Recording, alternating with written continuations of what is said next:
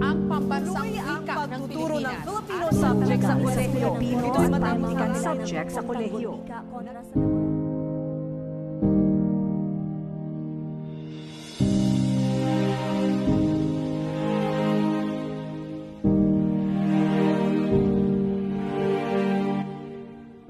Sa panahon ngayon, mayroong mga asignaturang nagiging kaunti na lamang ang interes at halaga sa ilalim ng ating sistema ng edukasyon.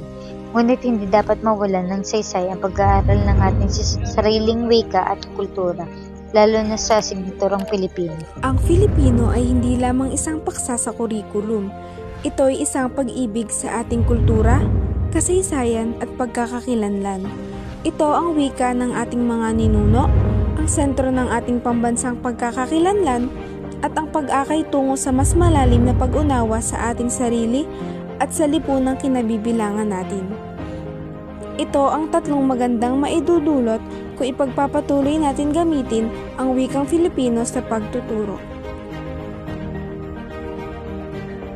Una, ang paggamit ng wikang Filipino ay makakatulong sa mga mag-aaral na mas maunawaan ang lokal na konteksto ng mga konsepto at isyu sa humanidades at agham panlipunan.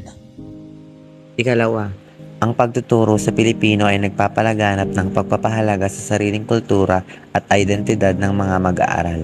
Ang pagsasalita sa Pilipino ay nagbibigay daan sa mga mag-aaral na mapalawak ang kanilang bokabularyo at pagpapahusay ng kanilang kasanayan sa komunikasyon na mahalaga sa mga larangan ng humanidades at agham panlipunan.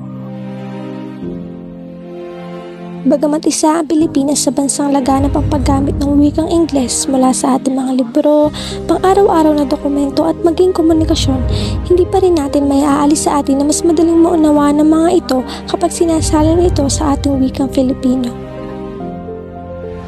Isa itong pagpapahalaga sa ating identidad bilang Pilipino. Kaya't huwag nang mag-atubiling gamitin ang wikang Filipino sa pag-aaral ng humanidades at agham panlipunan. Ito ang daan tungo sa tagumpay.